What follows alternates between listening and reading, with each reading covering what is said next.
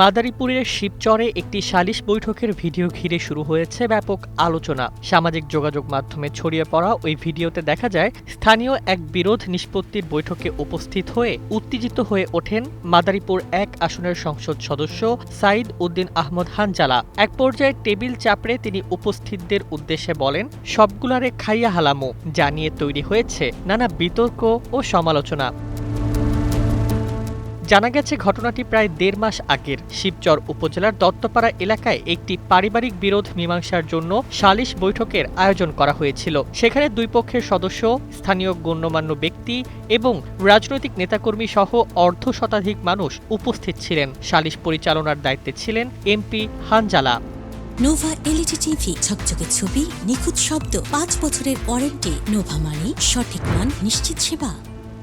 ভিডিওতে দেখা যায় অভিযোগ ও পাল্টা অভিযোগ উপস্থাপনের সময় উপস্থিত কয়েকজন ব্যক্তি বারবার বক্তব্য দিতে থাকেন। এতে বৈঠকের পরিবেশ উত্তপ্ত হয়ে ওঠে। এক পর্যায়ে এমপি হানজালা ক্ষুব্ধ হয়ে সবাইকে চুপ থাকতে বলেন, কিন্তু পরিস্থিতি নিয়ন্ত্রণে না আসায় তিনি চেয়ার ছেড়ে দাঁড়িয়ে উচ্চস্বরে ধমক দিতে শুরু করেন। সালিশে উপস্থিত স্থানীয় বিএনপি নেতা তারা মিয়ার দাবি, বিচার প্রক্রিয়ায় অন্যদের কথা বলার সুযোগ সীমিত করা হচ্ছিল। তিনি এর প্রতিবাদ করলে বাকবিতণ্ডা শুরু হয়। তার ভাষ্য, সম্মুখে অনুষ্ঠিত সালিশে বিভিন্ন মতামত আসাই স্বাভাবিক। বিচারকের দায়িত্ব সেগুলো ধৈর্যের সঙ্গে শোনা, কিন্তু সেদিন পরিস্থিতি ভিন্ন দিকে মোড় নেয়। তো ওখানে ৩০-৪০ সেকেন্ড হয়তো আমি একটু রাগ করেছিলাম যে আমাকে এনে এখানে বসিয়ে আপনারাই যদি কথা বলে সব করেন তাহলে আমাকে আনলেন কেন। এই রাগারাগি করতে গিয়ে দেখলাম ওই কে যেন ওখান থেকে ৩০-৪০ সেকেন্ডের একটা ভিডিও নিয়ে সেটাকে ছাড়ছে। এটা এখন পুরা বাংলাদেশের এখন জাতীয় নিউজ হয়ে গেছে।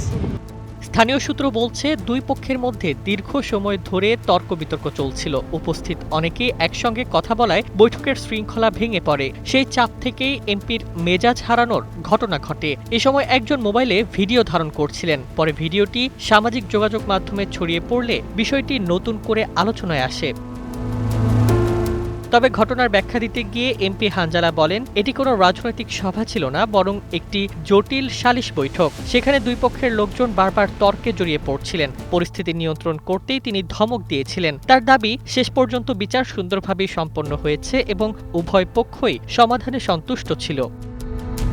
তবু প্রশ্ন রয়ে গেছে, জনপ্রতিনিধির এমন উত্তেজিত ভাষা কি পরিস্থিতি সামাল দেওয়ার উপযুক্ত উপায় ছিল, নাকি মুহূর্তের আবেগই তাকে বিতর্কের কেন্দ্রে নিয়ে এসেছে? ভিডিওটি ছড়িয়ে পড়ার পর এখন সেই প্রশ্নই ঘুরছে শিবচর থেকে সামাজিক যোগাযোগ মাধ্যমের সর্বত্র। নিউজ ডেস্ক, একুশে টেলিভিশন।